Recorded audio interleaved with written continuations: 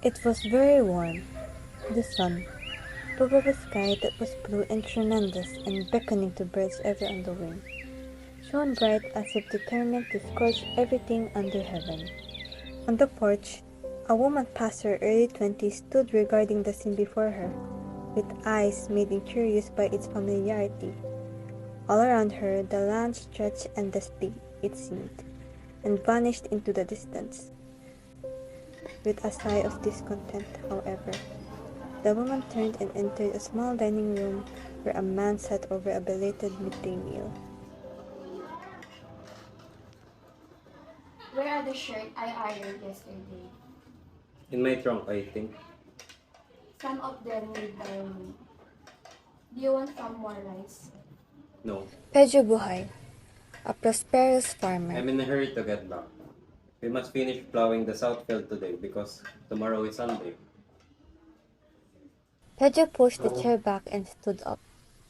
Soledad began to pile the dirty dishes one on top of the other. Here's the key to the trunk. From the pocket of his black coat, he pulled a string of nondescript red, which held together a big shiny key and another, small, rather rusty-looking one. She watched him fixedly as he did this. The smile left her face and a strange look came into her eyes.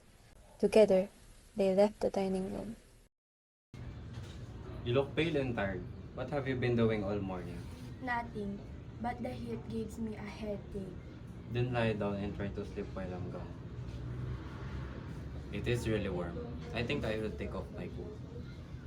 He removed the garment absent-mindedly and handed it to her, before leaving.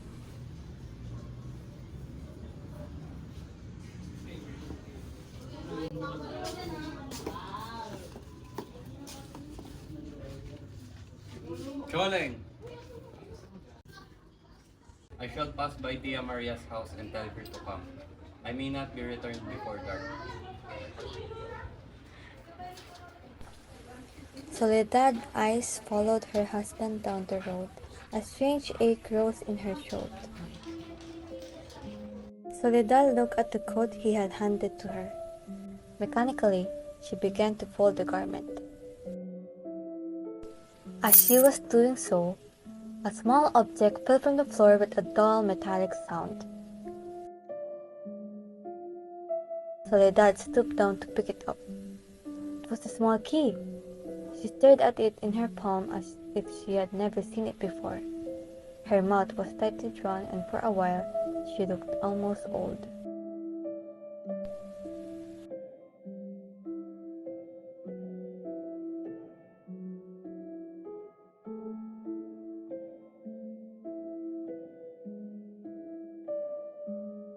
She passed into the small living room and tossed the coat carelessly on the back of the chair. She opened the window and the early afternoon sunshine flooded in. On a mat spread on the floor were some newly washed garments.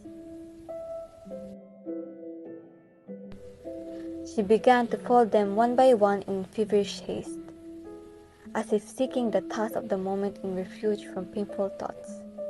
But her eyes moved restlessly around the room until they rested almost furtively on a small trunk that was half concealed by a rolled mat in a dark corner.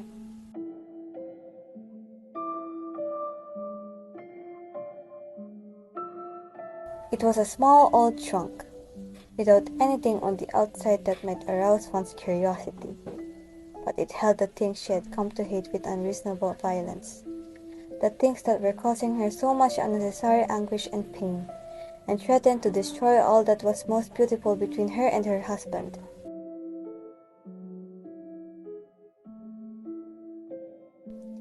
Soledad came across a torn garment. She threaded a needle, but after a few uneven stitches, she pricked her finger. Then she saw she had been mending on the wrong side. What's the matter with me? She asked herself aloud as she pulled the thread with nervous and impatient fingers. What did it matter if her husband chose to keep the clothes of his first wife? My God! Makes me forget English space. As she put the small cake into his pack. She brushed her tears with the sleeves of her camisa and abruptly stood up. The heat was stifling, and the silence in the house was beginning to be unendurable.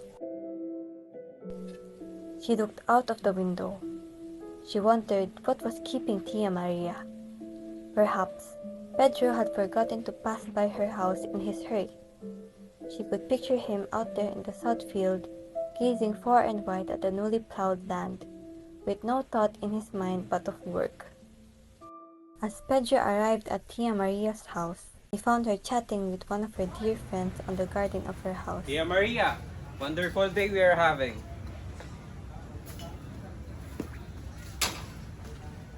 What a pleasant surprise. How's the farm? It's been great these days. I'm on my way there, but I thought I'd drop by. That's so nice to hear. How's your wife, by the way, Soledad? She's been good as well, but sometimes I feel like she's been hiding some problems to herself. Oh, really? Like what? I'm not sure, or maybe it's because of the heat. Oh, and also, please come by to our house and accompany Soledad while I'm gone. I might not be home as early. I'll be going now. We must finish plowing the south field today.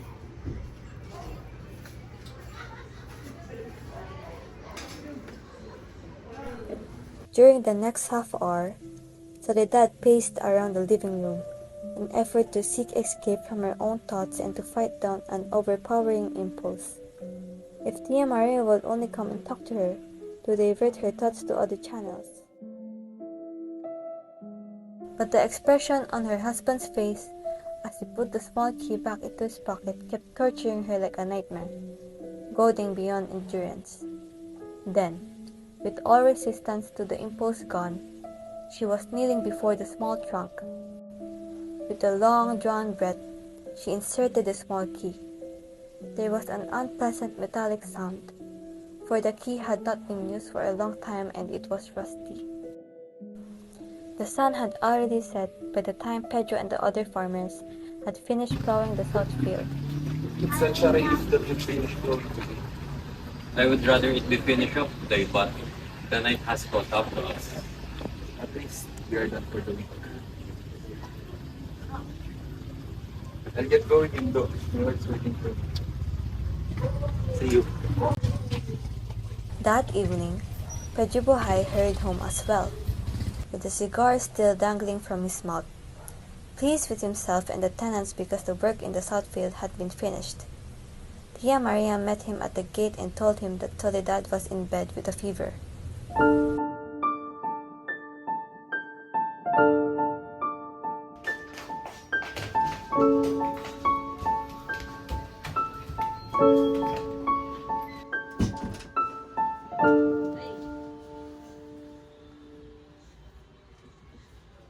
I shall go to town and bring Dr. Santos.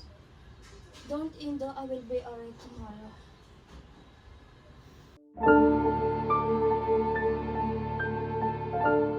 Pedro returned an hour later, very tired and very worried. The doctor was not home, but his wife had promised to give him Pedro's message as soon as he came in. The doctor was not home. I'll come back tomorrow as soon as possible. Tia Maria decides to remain for the night, but it was Pedro who stayed up to watch the sick woman. He was puzzled and worried, more than he cared to admit it. It was true that Soledad did not look very well early that afternoon. Yet, he thought, the fever was rather sudden. He was afraid it might be a symptom of a serious illness.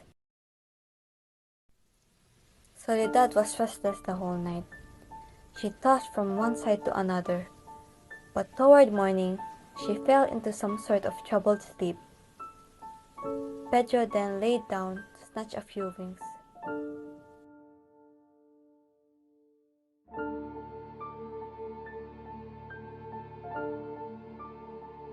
He woke up to help his wife go to their small living room and lay down as they wait for Dr. Santos.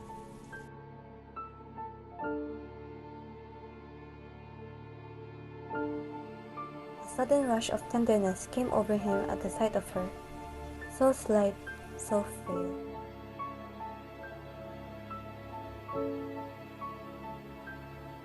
Tia Maria was nowhere to be seen, but that did not bother him, for it was Sunday and the work in the south field was finished. However, he missed the pleasant aroma which came from the kitchen every time he had a weekend early in the morning.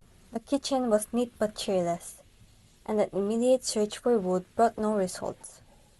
So shouldering an itak, Pedro went to their front yard.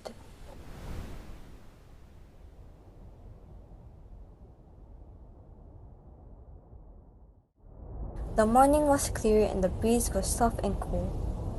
Pedro took in a deep breath of air. It was good. It smelled of trees, of the rice fields, of the land he loved. He found a pile of logs under the young mango tree near the house and began to chop.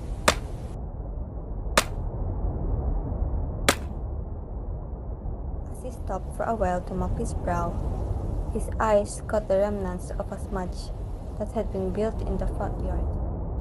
Ah, she swept the yard yesterday after I left her. That doubled the hit. Must have given her the headache with the fever. The morning breeze stirred the ashes, and a piece of garment fluttered into view. It was a half-burned scarf. Somebody had been burning clothes. He examined the slightly ruined garment closely. A puzzled expression came into his eyes.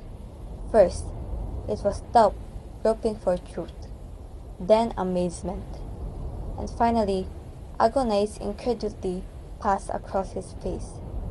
He almost ran back to the house. Cautiously, he entered the room. The heavy breathing of his wife told him that she was still asleep.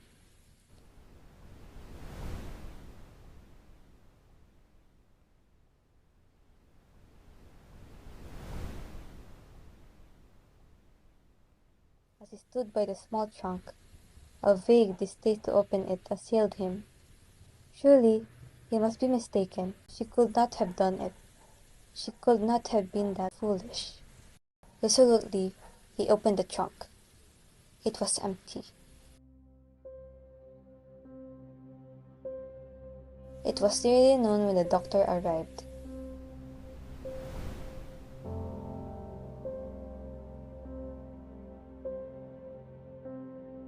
He felt Soledad's pulse and asked a question which she answered in monosyllables. Do you have a hard time breathing?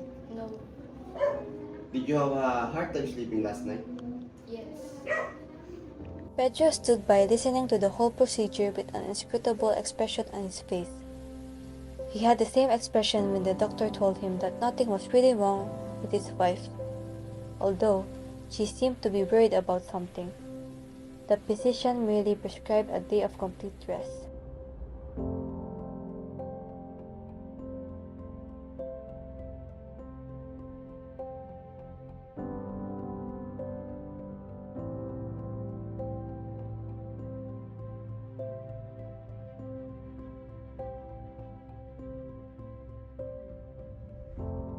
Pedro lingered on the porch after the doctor left. He was trying not to be angry with his wife. He hoped it would be just an interlude that could be recalled without bitterness. She would explain sooner or later. She would be repentant. Perhaps she would even listen and eventually forgive her, for she was young and he loved her. But somehow, he knew that this incident would always remain a shadow in their lives.